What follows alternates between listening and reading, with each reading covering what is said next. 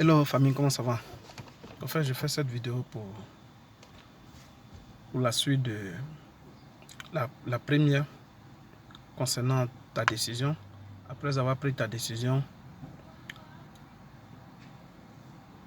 qu'est-ce que tu comptes faire? Voilà, c'est la suite. Parce qu'il ne suffit pas de prendre simplement une décision pour la prendre. Ok, cette année, tu as pris une décision. Ensuite, c'est quoi? Il faut la mettre maintenant en pratique. Voilà le but.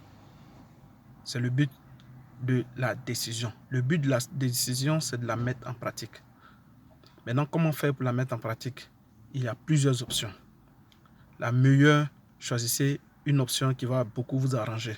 Ne prenez pas une option du genre qui a trait à atteindre un côté négatif. Donc, c'est un peu ça. Prenez toujours le bon côté de la vie et puis bon, avancez.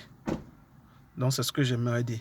Concernant ceux qui sont à l'extérieur, qui ont des idées du genre, non, si j'envoie mon argent en Afrique, les gens vont bouffer. Si j'investis, peut-être si je donne à lui là, il ne va pas prendre au sérieux, les gens vont...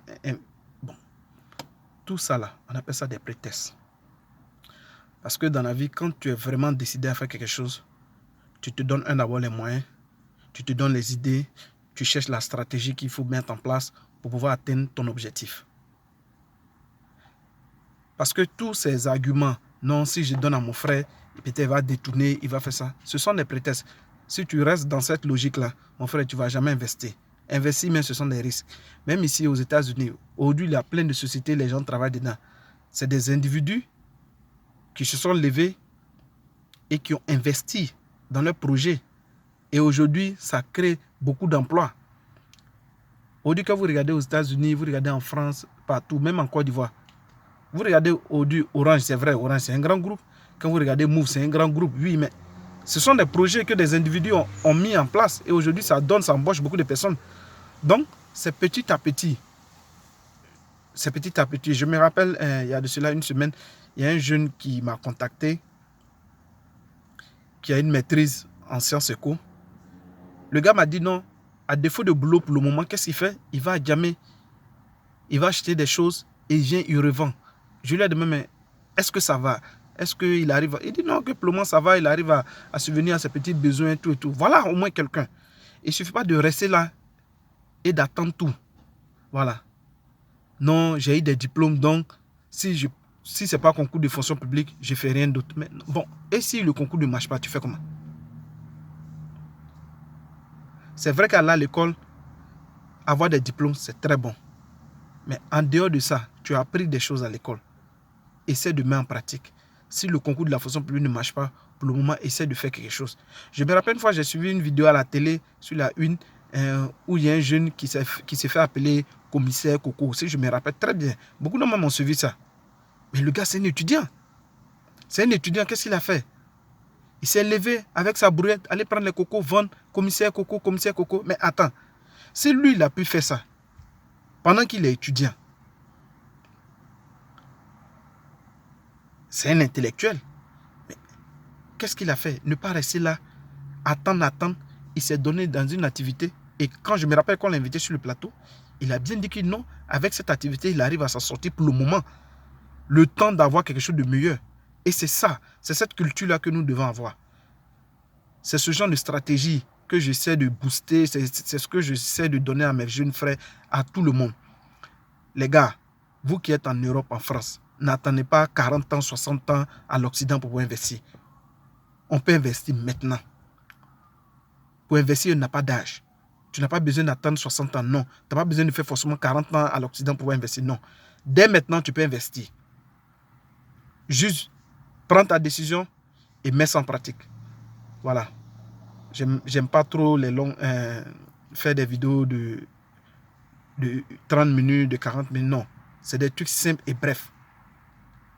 Tu es jeune, même si tu as un boulot, que tu as un salaire par mois, essaie d'entreprendre.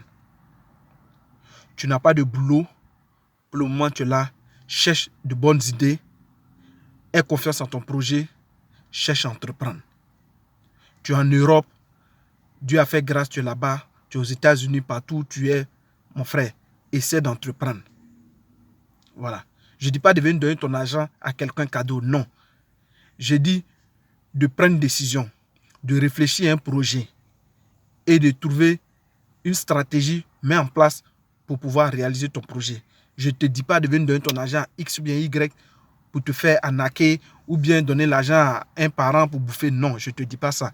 Je te dis, étant ici, la souffrance pour aller au travail, grouiller, avoir ton argent, investir pour avoir un lendemain meilleur.